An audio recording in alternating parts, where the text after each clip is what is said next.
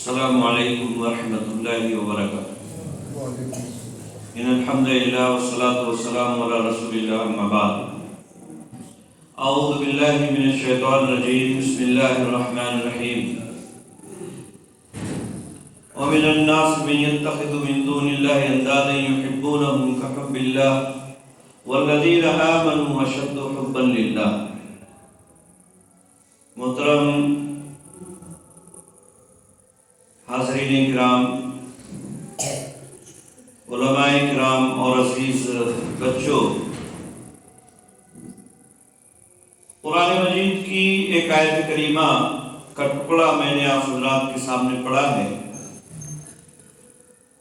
اس کی روشنی میں چند باتیں آپ حضرات کے سامنے رکھوں گا۔ اللہ رب العزت سے دعا ہے مجھے حق بات کہنے کی اور ہم سب کو اس پر عمل کرنے کی توفیق عطا فرمائے۔ بدائیوں میں جو باتیں کہی گئی تھی، ہمارے جو بھائی پہنچے ان کو معلوم ہے، اسی سے تھوڑا سا آگے بڑھا کر کے میں بات کروں گا انشاءاللہ العزیز۔ سوال یہ ہے کہ گناہ کبیرہ جس کے بارے میں آپ نے شیخ سے مدلل سنا، اس کی نوبت کیوں آتی ہے؟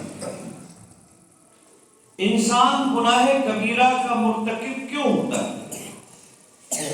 کیوں وہ گناہوں کی زندگی چھوڑ کر کے نیکیوں کے راستے پر نہیں چلتا ہے؟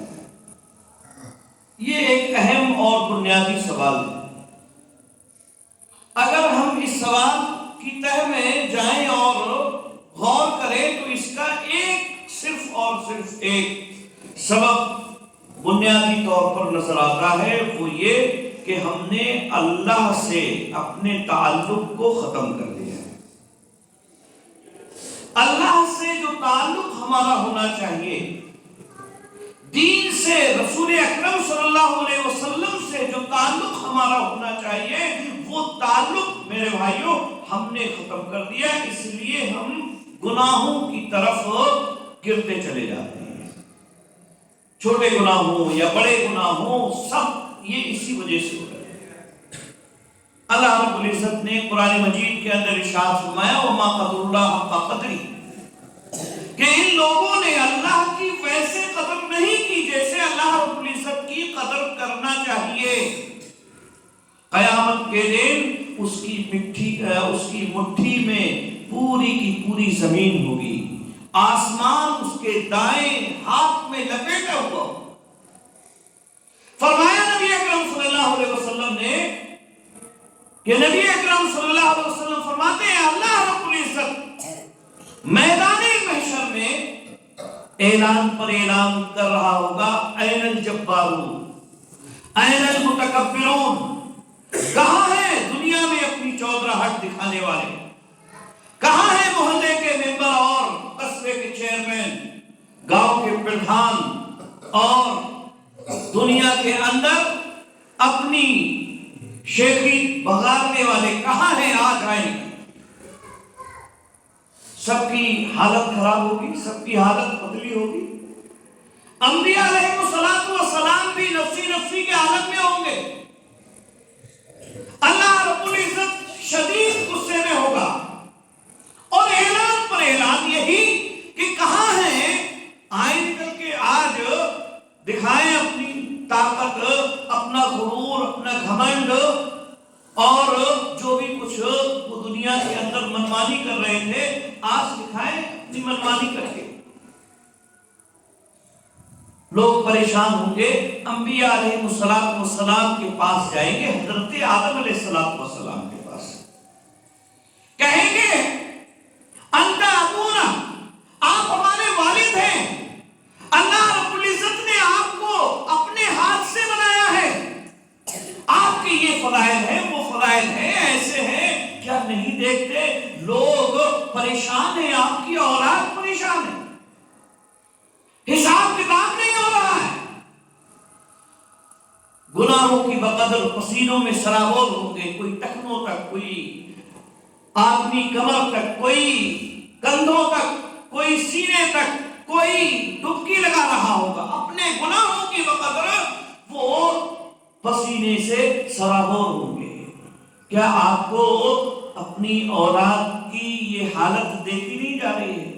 حضرت آدم علیہ السلام کہیں گے کیوں نہیں، سب نظر آ رہا ہے، میں دیکھ رہا ہوں میری اولاد کی کیا حالت ہو رہی ہے، لیکن میں اس قابل نہیں ہوں کہ اللہ رب العزت کا سامنا کروں۔ آج اللہ رب العزت شدید غصے میں، اس سے پہلے اتنے غصے میں اللہ رب العزت کبھی بھی نہیں رہا۔ لوگ حضرت نوح علیہ السلام کے پاس چلے گئے، حضرت آدم کہیں گے نوح کے پاس جاؤ، وہ آدم ثانی۔ نوح علیہ السلام کے پاس بھی جائیں گے، ان سے بھی کہیں گے آپ آدم ثانی ہیں، پہلے رسول ہیں دنیا میں، آپ سے پہلے جتنے بھی تھے وہ نبی تھے، آپ سب سے پہلے رسول۔ اللہ سے دعا کریے جلدی سے حساب و کتاب ہو جائے۔ حضرت نوح علیہ السلام بھی معذرت کر لیں گے، وہ بھی کہیں گے اللہ رب العزت نے مجھے منع کیا تھا کافر اور مشرک کے لیے دعا کرنے سے، میں نے اپنے بیٹے کا سوال کیا اللہ رب العزت سے، اگر اس نے مجھ سے پوچھ لیا تو میں کیا جواب دوں گا؟ میں آپ کا یہ کام نہیں کر سکتا۔ آپ خلیل اللہ حضرت ابراہیم علیہ السلام کے پاس چلی جائیں گے، حضرت ابراہیم علیہ السلام کے پاس بھی جائیں گے، خلیل اللہ ہیں، اللہ رب العزت کے محبوب ہیں، وہ بھی معذرت کر لیں گے کہ اللہ رب العزت اتنے غصے میں آج ہے، اس سے پہلے کبھی اتنے غصے میں نہیں تھا، میں تمہارا کام نہیں کر سکتا ہوں۔ موسیٰ علیہ السلام کے پاس جاؤ، وہ سوال کرنے میں بڑے جری ہیں، اللہ سے سوال کر لیا کرتے تھے، وہ کہتے تھے اللہ میں تجھے دیکھنا چاہتا ہوں، تو مجھے اپنا دیدار کرا دے، وہ بڑے جری تھے سوال کرنے میں۔ تم حضرت موسیٰ علیہ السلام کے پاس چلے جاؤ، حضرت موسیٰ علیہ السلام کے پاس بھی جائیں گے، ان سے بھی کہیں گے کہ آپ سفارش کر دیجئے، اللہ رب العزت کا غصہ کم ہو جائے، حساب و کتاب ہو جائے، جنت میں جو جانے والا ہے وہ جنت میں، جہنم میں جانے والا ہے وہ جہنم میں چلا جائے، لیکن حساب کتاب تو ہو جائے۔ یہ آج جو محشر میں پریشانی ہے، اس پریشانی سے تو سارے لوگ بچ جائیں۔ حضرت موسیٰ علیہ السلام بھی معذرت کر لیں گے کہ ارے وہ ساری باتیں جو میں کیا کرتا تھا اللہ رب العزت سے، وہ تو سب راضی کی حالت میں ہوتی تھی، اللہ بھی راضی، میں بھی راضی۔ آج اتنے غصے میں ہیں، اتنا غصہ اس سے پہلے کبھی اللہ رب العزت اتنے غصے میں نہیں تھا، میں اللہ رب العزت کا سامنا نہیں کر سکتا ہوں۔ آپ حضرت عیسیٰ علیہ السلام کے پاس جائیں، حضرت عیسیٰ علیہ السلام بھی معذرت کر لیں گے، حضرت عیسیٰ علیہ السلام نبی اکرم صلی اللہ علیہ وسلم کے پاس بھیجیں گے اور کہیں گے کہ آپ ان کے پاس جائیے، وہ آپ کا کام کریں گے۔ نبی اکرم صلی اللہ علیہ وسلم کے پاس آئیں گے لوگ اکٹھا ہو کر کے، آپ سے درخواست کریں گے کہ اے نبی اکرم صلی اللہ علیہ وسلم، آخری نبی ہیں آپ، اللہ کے محبوب ہیں، آپ اللہ رب العزت سے دعا کریے، سفارش کر دیجئے، حساب کتاب جلدی سے ہو جائے۔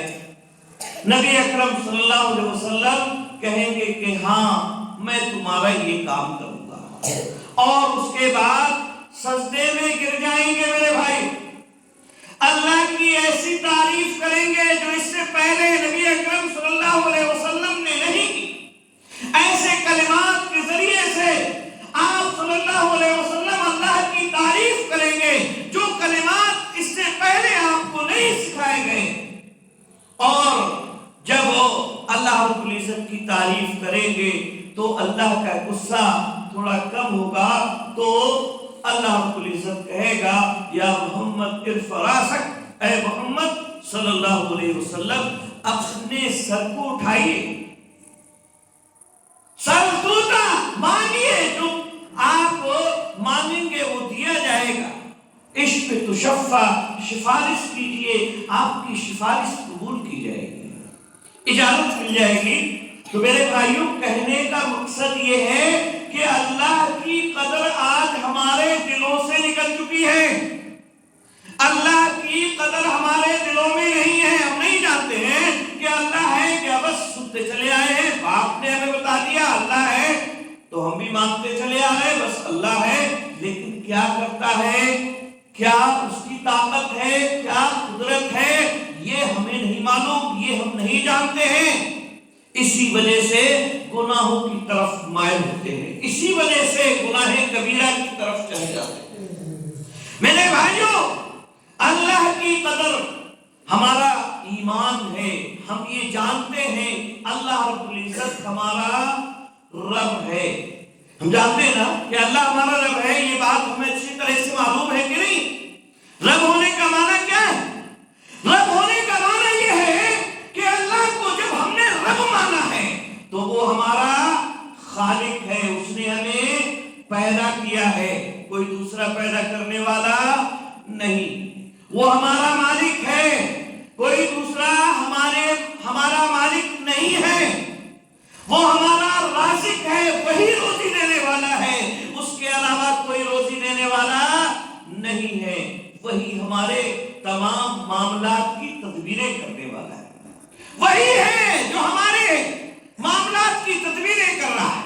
روزی کہاں سے ملنا ہے, کتنی ملنا ہے, کس کو ملنا ہے, کس کو نہیں ملنا ہے, یہ اللہ رب العزت طے کرتا ہے. میرے بھائی ہم محنت کرتے ہیں, مزدوری کرتے ہیں, لیکن ہماری محنت اور مزدوری اگر اللہ چاہے تو رائگاں چلی جائے, اللہ چاہے تو اس میں برکت نہ رہے, اللہ چاہے تو اس میں ہمیں ایک پیسہ بھی منافع نہ ہو اور ہم خائب و خاسر ہو کر کے لوٹ آئیں. ہوتا ہے نا دنیا میں, کتنا دیکھا ہوگا آپ حضرات نے, کیسے حالات آئے ہوں گے کہ محنت تو پوری کی, جتائی تو پوری کی, غلہ بھی اچھا تھا, بیج بھی صحیح تھا, لیکن اللہ رب العزت نے بارش روک لی, قحط سالی پڑ گئی, ساری فصل بیکار ہو گئی. کبھی بارش زیادہ کر دی اور اس طرح سے فصل بیکار چلی گئی. محنت بھی کی تھی, پیسہ بھی گیا تھا اور سب کچھ ہوا, لیکن اللہ رب العزت نے نہیں دینا تھا تو نہیں دیا, اللہ رب العزت نے روکنا تھا تو روک لیا. ہے کوئی مائی کا لال جو آئے اللہ رب العزت کی تدبیر میں اپنا اختیار دکھائے, اللہ رب العزت روکنا چاہے اور یہ دینا چاہے, اللہ رب العزت دینا چاہے اور یہ روکنا چاہے, ہے کوئی مائی کا لال؟ کوئی نہیں ہے میرے بھائی. اللہ کے نبی صلی اللہ علیہ وسلم نے اولاد کی تربیت سے متعلق حضرت عبداللہ ابن عباس رضی اللہ تعالیٰ عنہ کی حدیث ہم اپنی اولاد کو سکھاتے ہیں. اللہ کی بڑائی اور اس کی قدر و قیمت ہم بتلاتے ہیں. ہمیں نہیں معلوم, ہم خود نہیں جانتے ہیں اللہ رب العزت کی قدر کیا ہے, اللہ رب العزت کا مقام و مرتبہ کیا ہے.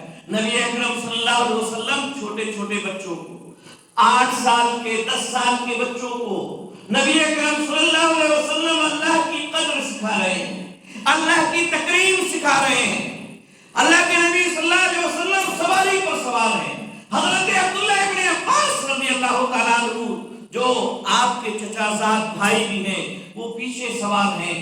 کہتے ہیں اللہ کے نبی صلی اللہ علیہ وسلم, یا غلام انی اعلمک کلمات, کہ میں تمہیں چند باتیں سکھانا چاہتا ہوں. اور پھر اللہ کے نبی صلی اللہ علیہ وسلم نے چند باتیں سکھائی. کیا باتیں سکھائی ہمیں معلوم ہے, جو نبی اکرم صلی اللہ علیہ وسلم نے سکھائی اپنے چھوٹے سے بھائی کو. چھوٹا سا غلام کسے کہتے ہیں عربی زبان میں؟ چھوٹا بچہ, ابھی جو بالغ نہیں ہوا ہے اس کو کہتے ہیں غلام. عربی زبان میں غلام ہیں حضرت عبداللہ ابن عباس رضی اللہ تعالیٰ عنہ, چھوٹے سے بچے ہیں. اور انہیں باتیں کیا سکھا رہے ہیں نبی اکرم صلی اللہ علیہ وسلم؟ ہمیں غور کرنا چاہیے. ہماری اولاد کلمہ اسے آتا ہے یا نہیں آتا ہے اس کی کوئی پرواہ نہیں ہے, نماز اسے آتی ہے نہیں آتی ہے اس کی کوئی پرواہ نہیں ہے. نبی اکرم صلی اللہ علیہ وسلم نے یہ فرمایا ہے کہ اپنی اپنی اولاد کو 7 سال کی ہو جائے تو نماز کا حکم دو، اور جب 10 سال کی ہو جائے تو اسے نماز نہ پڑھنے کی وجہ سے مارو اور ان کے بستروں کو الگ الگ کر دو۔ یہ بات ہمیں معلوم ہے، لیکن ہم نماز کی بنیاد پر اپنی اولاد کو کبھی نہیں مارتے، کبھی نہیں ڈانٹتے۔ ہاں ڈانٹتے ہیں، ڈانٹتے کس وجہ سے ہیں؟ اس وجہ سے کہ وہ کما کر کے کیوں نہیں لا رہی، جھوٹ بول کر کے اس نے دھوکے کیوں نہیں دیے ہیں، دکاندار سے ٹھگ کر کے پیسے کم کیوں لے کر کے آیا ہے یا زیادہ کیوں نہیں لے کر کے آیا ہے، اس بنیاد پر ہم اپنی اولاد کو ڈانٹتے ہیں۔ اسے اگر 2 کا ٹیبل یاد ہے بڑی خوشی ہوتی ہے، 10 سال کا ہو گیا، 5 سال کا ہو گیا، 2 کا ٹیبل یاد ہے، 2 × 2 2 × 4 اچھی طرح سے اسے آتا ہے، 3 کا بھی ٹیبل یاد ہے، 7 کا بھی 7 × 7 7 2 × 14 یہ سب اسے آتا ہے۔ ہمارے مالک صاحب ہنس رہے ہیں کیونکہ وہ جانتے ہیں میرے بھائیوں یہ سب ٹیبل اسے آتے ہیں اچھی طرح سے، یہ ہمیں اچھی طرح سے خوشی محسوس ہوتی ہے، لیکن کبھی ہم نے اس بات پر غور و فکر کیا کہ کلمہ اسے یاد ہے کہ نہیں؟ کیا ہم نے کبھی اس بات پر غور و فکر کیا کہ اللہ رب ہے؟ رب ہونے کا کیا معنی اور مفہوم ہے؟ کیا ہم نے اس بات پر غور کیا کہ نبی اکرم صلی اللہ علیہ وسلم کی ایک ذات تھی جو ہمارے لیے راتوں کو رویا کرتی تھی، ہمارے لیے تکلیفیں برداشت کرتی تھی، ہمارے لیے توحید کی دعوت پہنچ جائے ساری لوگوں کو، ساری قیامت تک آنے والی ساری نسلوں تک، اس لیے وہ تکلیفیں برداشت کرتی تھی۔ کیا ہم نے کبھی اس بات پر غور کیا؟ کبھی ہم نے اس بات پر غور نہیں کیا میرے؟ ہمیں غور کرنا چاہیے، ہمیں اپنی اولاد کی تعلیم و تربیت کی طرف سے فکر مند ہونا چاہیے۔ نبی اکرم صلی اللہ علیہ وسلم نے عبداللہ ابن عباس رضی اللہ تعالیٰ عنہ سے فرمایا کہ میں تمہیں چند باتیں سکھا رہا ہوں، اور سکھائیں کیا؟ فرمایا احفظ اللہ یحفظ کا، اللہ کا خیال رکھو اللہ تمہارا خیال رکھے گا۔ دنیا داری میں ہم دیکھتے ہیں نا کہ ہمارا خیال جو رکھتا ہے اس کا خیال رکھتے ہیں، بھئی نیوتا اس نے دیا تھا لہذا اس کے نیوتا دے کر کے آئیں گے، اس نے نیوتا نہیں دیا تھا اس لیے ہم نیوتا نہیں دیں گے، اس نے 50 روپے دیے تھے لہذا میں بھی 50 ہی دوں گا، میں کیوں دوں 100 روپے، میں کیوں دوں 1000 روپے؟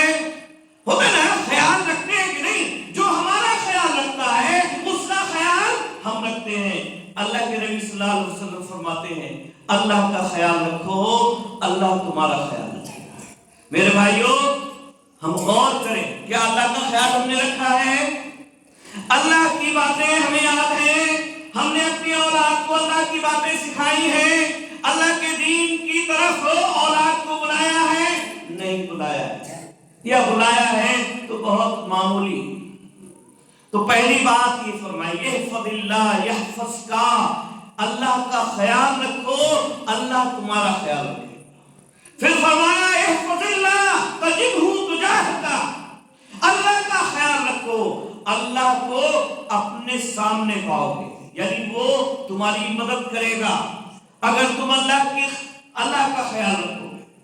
2 چیزیں۔ تیسری چیز فرمائی وَإِذَا سَأَلْتَ فَاسْأَلِ اللَّهَ، جب مانگنا ہو تو اللہ رب العزت سے مانگو، کسی دوسرے سے مانگنے کی ضرورت نہیں ہے، کیونکہ خالق وہ ہے، مالک وہ ہے، رازق وہ ہے، رزق وہ دیتا ہے، تدبیریں وہ کرتا ہے، بگڑیاں وہ بناتا ہے، کوئی دوسرا بگڑی نہیں بناتا ہے، اولاد وہ دیتا ہے، جس کو چاہتا ہے لڑکے دیتا ہے، جس کو چاہتا ہے لڑکیاں دیتا ہے، جس کو چاہتا ہے دونوں دیتا ہے، جس کو چاہتا ہے ایک بھی نہیں دیتا ہے۔ دعائیں کرتے رہتے ہیں، اللہ سے دعائیں کرتے ہیں، دوسروں سے بھی فریادیں کرتے ہیں، لیکن اللہ کو نہیں دینا ہوتا ہے تو نہیں دیتا ہے، اور جب دینا ہوتا ہے تو چھپر پھاڑ کر کے دیتا ہے۔ تو اللہ سے مانگو، اس کے علاوہ کوئی دوسرا نہیں دے سکتا۔ وَإِذَا اسْتَعَنْتَ فَاسْتَعِنْ بِاللَّهِ، اور جب مدد طلب کرنا ہے تو اللہ رب العزت ہی سے مدد طلب کرو، کسی دوسرے سے مدد طلب کرنے کی ضرورت نہیں۔ اس کے بعد نبی اکرم صلی اللہ علیہ وسلم نے جو بات میرے بھائیوں بیان فرمائی وہ غور کرنے کے لائق ہے۔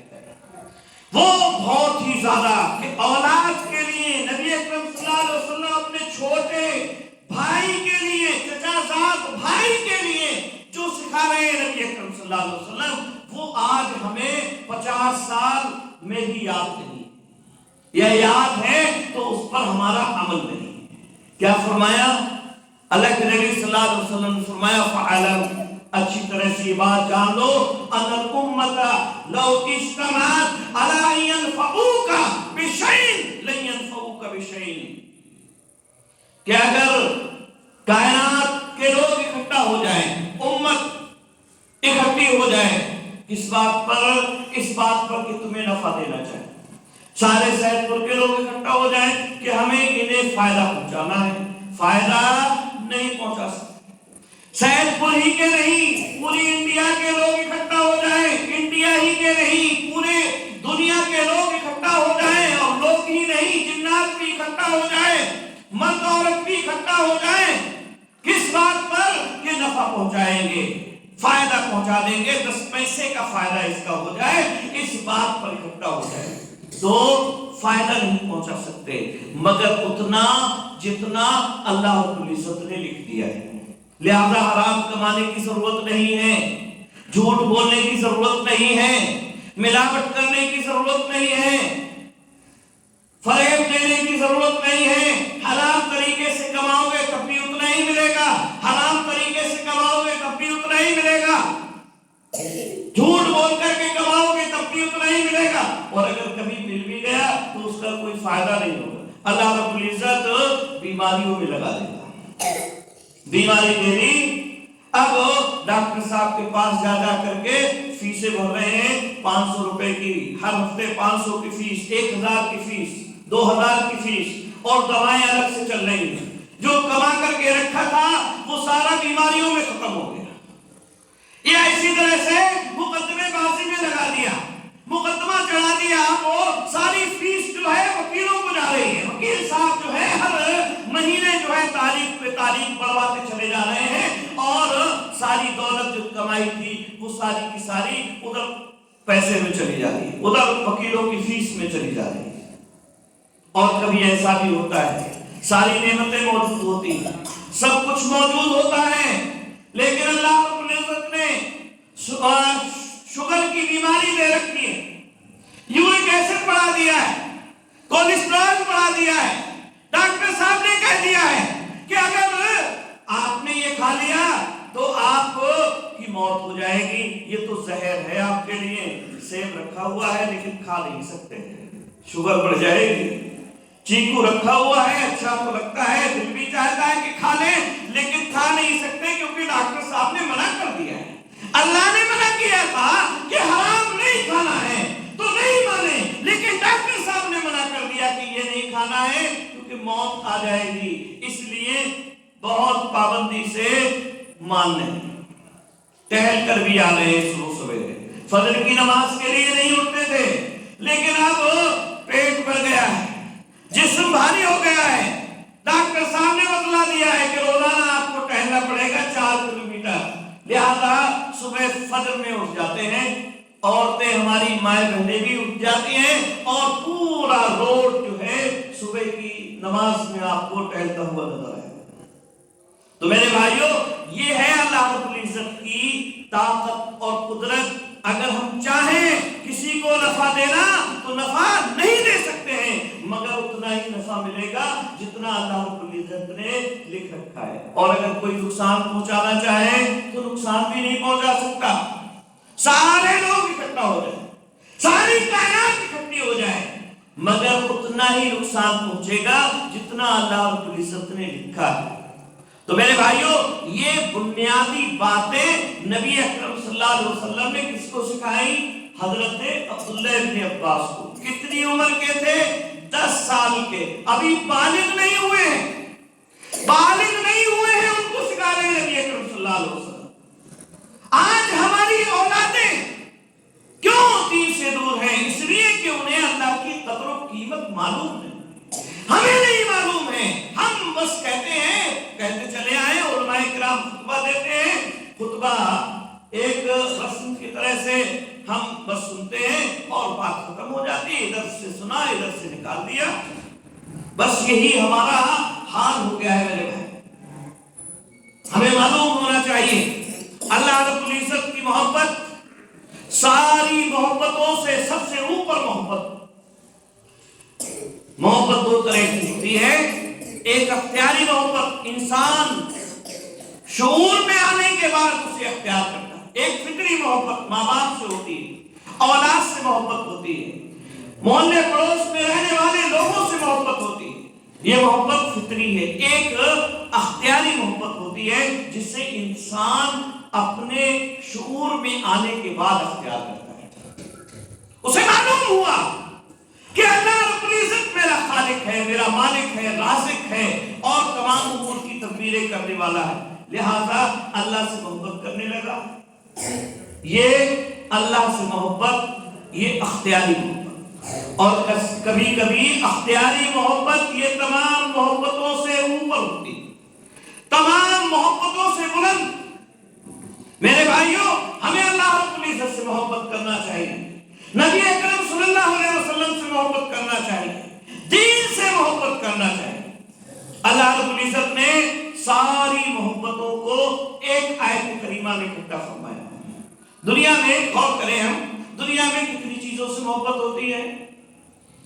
ماں باپ کو اولاد سے محبت ہوتی ہے، اولاد کو ماں باپ سے محبت ہوتی ہے، بیوی سے محبت ہوتی ہے شوہر کو، یا اسی طرح سے اپنے بھائیوں سے محبت ہوتی ہے، کنبے اور خاندان کے لوگوں سے انسان کو محبت ہوتی ہے، اور محبت مال سے ہوتی ہے، محبت تجارت سے ہوتی ہے، محبت مکان سے ہوتی ہے۔ یہ نہ محبت کی چیزیں ہیں نا، ان کے علاوہ اور کوئی محبت کی چیز ہے دنیا کے اندر؟ نہیں۔ ان ساری چیزوں کو اللہ رب العزت نے اکٹھا فرمایا ایک آیت کریمہ۔ نبی اکرم صلی اللہ علیہ وسلم کو خطاب کرتے ہوئے قُلْ إِنْ كَانَ آبَاؤُكُمْ وَأَبْنَاؤُكُمْ وَإِخْوَانُكُمْ وَأَزْوَاجُكُمْ وَعَشِيرَتُكُمْ وَأَمْوَالٌ اقْتَرَفْتُمُوهَا وَتِجَارَةٌ تَخْشَوْنَ كَسَادَهَا وَمَسَاكِنُ تَرْضَوْنَهَا أَحَبَّ إِلَيْكُمْ مِنَ اللَّهِ وَرَسُولِهِ وَجِهَادٍ فِي سَبِيلِهِ فَتَرَبَّصُوا حَتَّى يَأْتِيَ اللَّهُ بِأَمْرِهِ وَاللَّهُ لَا يَهْدِي الْقَوْمَ الْفَاسِقِينَ۔ فرمایا کہ اے نبی اکرم صلی اللہ علیہ وسلم، آپ لوگوں سے کہیے، اگر تمہارے باپ اور تمہاری اولاد، تمہاری بیویاں، تمہارے بھائی، تمہارے کنبے اور خاندان کے لوگ، اور تمہارا مال جو بینک بیلنس کر کے سینت کے رکھتے ہو، اور وہ تجارت جس کے مندہ پڑ جانے کا خوف تمہیں لگا رہتا ہے، کہیں گھاٹا نہ لگتا ہے، اور وہ مکان جنہیں تم بہت پسند کرتے ہو، یہ ساری چیزیں اگر تمہارے نزدیک زیادہ محبوب ہیں، احب الیکم زیادہ محبوب ہیں تمہارے نزدیک، یہ ساری چیزیں، ان ساری چیزوں کی محبت تمہارے نزدیک زیادہ ہے، کس سے؟ من اللہ، اللہ سے، ورسولی، اس کے رسول سے، وجہاد فی سبیلی، اور اس کے دین سے زیادہ محبوب ہے۔ فَتَرَبَّصُوا حَتَّى يَأْتِيَ اللَّهُ بِأَمْرِهِ، تو اللہ رب العزت کے فیصلے کا انتظار ہے، قیامت کا انتظار ہے، دھمکا رہا ہے اللہ رب العزت۔ وَاللَّهُ لَا يَهْدِي الْقَوْمَ الْفَاسِقِينَ، اللہ رب العزت فاسق قوم کو ہدایت نہیں دیتا ہے۔ میرے بھائیو، یہ اللہ رب العزت کی دھمکی ہے، یہ ہماری دھمکی نہیں ہے۔ مسجد میں کوئی بات ہو گئی، اچھا مسجد سے باہر آ کر دیکھ، تو دیکھتا ہوں میں تجھے، اور کئی دفعہ ملاقات ہو گئی، لیکن ملاقات تو ہوئی، لیکن کبھی دیکھنے کا موقع نہیں ملا، کبھی اس بات کا موقع نہیں ملا کہ دیکھ لیں۔ سڑک میں کوئی بات ہو گئی، کہا دیکھ لیں گے تمہیں بعد میں، آئے گا موقع کبھی، لیکن کبھی موقع آتا ہے، کبھی نہیں آتا ہے موقع۔ جو دیکھنے کے دھمکیاں دیتا ہے اسے کبھی موقع نہیں ملتا ہے، یہ ہوتا ہے کہ نہیں ہوتا؟ لیکن اللہ رب العزت کی دھمکیاں ایسی نہیں، اللہ رب العزت جب دیکھنے پر آتا ہے تو دنیا میں بھی دکھا دیتا ہے اور آخرت میں بھی دکھائے گا۔ کیسے کیسے مالداروں کو اس نے زمین پر کھڑا کر دیا، کیسے کیسے لوگوں کو اس نے زمین پر کھڑا کر دیا۔ تو میرے بھائیوں، یہ اللہ رب العزت کی دھمکی ہے۔ اللہ رب العزت دھمکا رہا ہے، لہذا ہمیں ہوش کے ناخن لینا چاہیے۔ اللہ کی محبت، اس کے رسول کی محبت اور اس کے دین کی محبت کو اپنے سینوں میں پیوست کر لینا چاہیے۔ دنیا کی محبت ان محبتوں پر غالب نہ آنے پائے۔ ماں باپ کی محبت ہو، اولاد کی محبت ہو، کل میں خاندان کی محبت ہو، بیویوں کی یا اسی طرح سے محلے پڑوس کی، کسی کی بھی محبت کیوں نہ ہو، اللہ کے مقابلے میں نہیں ہونا چاہیے۔ لیکن آج ہے مقابلہ۔ آج ہم نماز پڑھنے کے لیے نہیں آتے، کیوں؟ اس لیے کہ دکان پہ بیٹھے ہوئے ہیں، دکان پہ اگر بند کر کے چلے گئے تو گھاٹا لگ جائے گا، ارے یہ دکان تو ایسی ہے کہ اس کا تو بند ہونا ہی غضبناک ہو جائے گا۔ کہاں ہے میرے بھائیوں؟ تجارت سے زیادہ محبت ہم نے کر لی ہے۔ دنیا داری میں پھنس کر کے نماز پڑھنے کے لیے نہیں آ رہے ہیں، کیوں؟ ارے فلاں جگہ چلے گئے تھے، اگر چلے آتے تو اتنا نقصان ہو جاتا۔ میرے بھائیوں، ہمیں غور کرنا چاہیے، اللہ کی اطاعت و فرمانبرداری کرنا چاہیے، نبی اکرم صلی اللہ علیہ وسلم کی اطاعت و فرمانبرداری کرنا چاہیے۔ محبت کا معیار اطاعت و فرمانبرداری ہوتا ہے، زبان سے محبت نہیں پہچانی جاتی۔ ہم اعلان پر اعلان کریں، ہم زبان سے اعلان کرتے رہیں کہ ہم اللہ سے محبت کرتے ہیں، ہم اس کے دین سے، اس کے رسول سے محبت کرتے ہیں۔ یہ محبت ہماری کسی کام کی نہیں، ہماری محبت تبھی فائدے مند ہوگی جب ہم اللہ کی مانیں، اس کے رسول کی مانیں۔ امام شافعی رحمہ اللہ نے بڑی اچھی بات کہی، اپنے اشعار میں انہوں نے کہا، انہوں نے فرمایا لو کان حبک صادقا لاتاک تاصل الہ وانت تظہر حبہ، کہتے ہیں تاصل الہ وانت تظہر حبہ ھذا محال فی القیاس بدیع، معبود کی تم نافرمانی کرتے ہو اور اس سے محبت کا اظہار کرتے ہو، ھذا محال فی القیاس بدیع، یہ عقل میں آنے والی بات نہیں ہے، یہ ناممکن ہے، محال بات ہے کہ ایک طرف اللہ سے محبت کا دعویٰ بھی ہو اور دوسری طرف معبود کی نافرمانی بھی ہو، ایسا کبھی بھی نہیں ہو سکتا۔ لو کان حبک صادقا لاتاک، اگر تمہاری محبت سچی ہے تو اس کی اطاعت و فرمانبرداری کرو، فإن المحب لمن يحب مطیع، کیونکہ جو محبت کرنے والا ہوتا ہے وہ اطاعت و فرمانبرداری کرتا ہے۔ بیوی سے محبت ہو جاتی ہے اسی لیے تو اس کی بات مانتے ہیں، ماں باپ کی بات کو نہیں مانتے ہیں، محبت زیادہ ہے اس لیے تو نہیں مانتے۔ تو اللہ سے محبت اگر ہے، اللہ سے محبت ہے تو اس کی اطاعت و فرمانبرداری یہ سب سے پہلے ضروری ہے۔ نبی اکرم صلی اللہ علیہ وسلم سے محبت ہے تو یہ نبی اکرم صلی اللہ علیہ وسلم کی محبت اس بات کا تقاضا کرتی ہے کہ ہم آپ کی اطاعت و فرمانبرداری کریں۔ دین سے محبت ہے تو یہ اس بات کا تقاضا ہے کہ ہمیں دین پر عمل کرنا چاہیے۔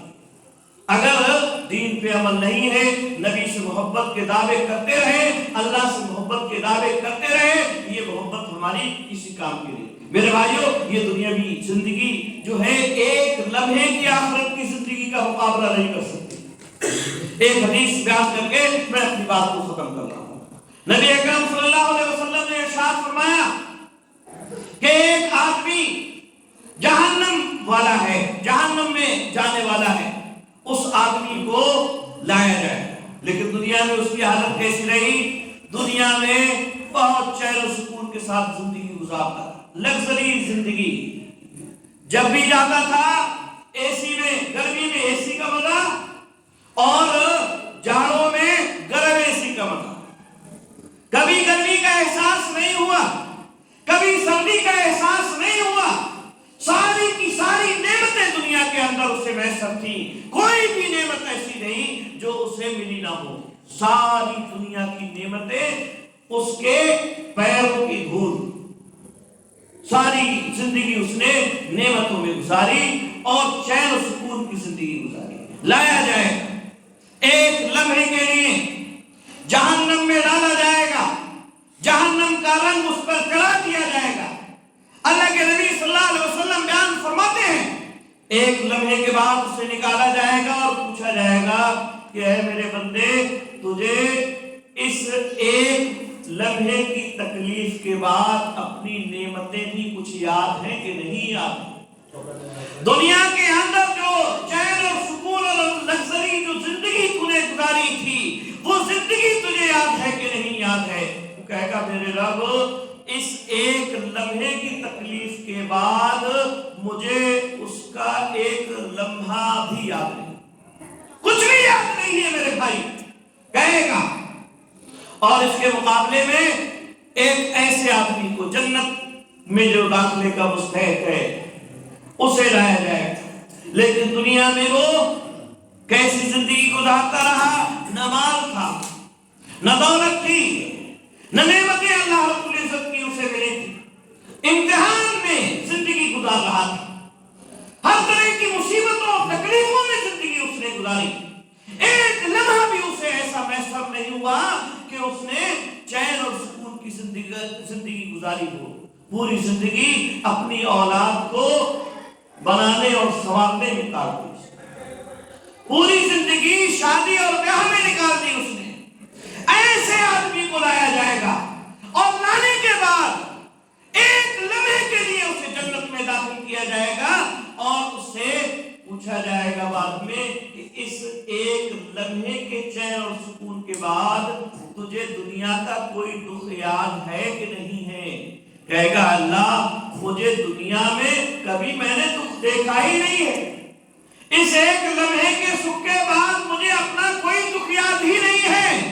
میں نے تو ساری زندگی سکھ اور چین میں ہی گزاری ہے, نعمتوں ہی میں میرے گزری. تو میرے بھائیوں, وہ زندگی کی فکر ہمیں کرنا چاہیے. اس زندگی کو بنانے کے لیے اپنے لیے جو ہے اپنی اولاد کے لیے تگودو کرنا چاہیے, کوششیں کرنا چاہیے, اللہ رب العزت سے دعائیں بھی کرتے رہنا چاہیے. اللہ نے یہ جو دنیا میں زندگی ہمیں عطا فرمائی ہے, یہ زندگی ہمارے اپنے اختیار سے نہیں ہے. اگر نعمتیں ملی ہوئی ہیں تو یہ نعمتیں ہمارے اپنے اختیار سے نہیں ہیں. اگر مصیبتیں اور پریشانیاں ملی ہوئی ہیں تو یہ مصیبتیں اور پریشانیاں ہمارے اپنے اختیار سے نہیں ہیں. اللہ رب العزت ہمیں آزما رہا ہے, نعمتیں دے کر کے آزماتا ہے, خوشیاں دے کر کے اللہ رب العزت آزماتا ہے. اللہ رب العزت غموں کو دے کر کے بھی آزماتا ہے اور تجارت میں گھاٹے سے بھی آزماتا ہے, بیٹیاں دے کر بھی آزماتا ہے, بیٹے دے کر بھی آزماتا ہے. اگر کسی کو آزمائش میں مصیبتیں ملی ہیں تو اسے پریشان ہونے کی ضرورت نہیں ہے, اسے صبر کرنے کی ضرورت ہے, اللہ سے حسن ظن رکھنے کی ضرورت ہے کہ میرے رب نے مجھے آزمایا ہے, میرا رب میری طاقت سے زیادہ مجھے نہیں آزمائے گا. اس بات کا اسے احساس ہمیشہ رہنا چاہیے, اسے اللہ کے ساتھ حسن ظن قائم رکھنا چاہیے, کبھی شکوہ نہیں ہونا چاہیے کہ میں ہی رہ گیا تھا آزمائش کے لیے, میرے ہی ساتھ ایسا ہونا تھا, میرے ہی ساتھ اس طرح کی پریشانیاں لکھی ہوئی تھی. اس طرح کے جملے نہ کہہ کر کے ہم اللہ رب العزت پر اعتماد اور بھروسہ کریں, اس کے ساتھ اس نے ظن کرے اور اللہ رب العزت سے دعائیں کرتے رہیں, صبر کریں. اور جنہیں نعمت دے کر کے آزمایا ہے وہ مغرور نہ ہو جائیں, غرور اور گھمنڈ میں مبتلا نہ ہو جائیں کہ ارے میں نے تو یہ اپنے بلبوتے پر کمائی ہے دولت, مجھے تو یہ دولت جو ہے اپنے بلبوتے پر ملی ہے, میرا اس میں پورا حق ہے, میں اس کا مالک ہوں, یہ ہے وہ ہے, ایسا ہے ویسا ہے. اس طرح کے جملوں سے اپنے آپ کو بچائیں, بلکہ اللہ کا حق اس میں متعین کریں. رسول اکرم صلی اللہ علیہ وسلم کی اطاعت و فرمانبرداری کے مطابق اس میں جو ہے غربا کے, مساکین کے, مساجد کے, محلے پڑوس کے, مدارس کے, علماء کے, طلباء کے, غریبوں کے, مسکینوں کے, سب تمام کے حقوق متعین کرے اور اللہ رب العزت کی اطاعت و فرمانبرداری زیادہ سے زیادہ کرے. بہرحال یہ چند باتیں میں نے آپ حضرات کے سامنے رکھی. اللہ رب العزت سے دعا ہے اللہ رب العزت ہم تمام مسلمانوں کو نیک عمل کرنے کی توفیق عطا فرمائے. جب تک اس دنیا کے اندر رکھے ایمان پر قائم و دائم رکھ. جب ہمارا خاتمہ ایمان پر ہو. وآخر دعوانا ان الحمد للہ رب العالمین.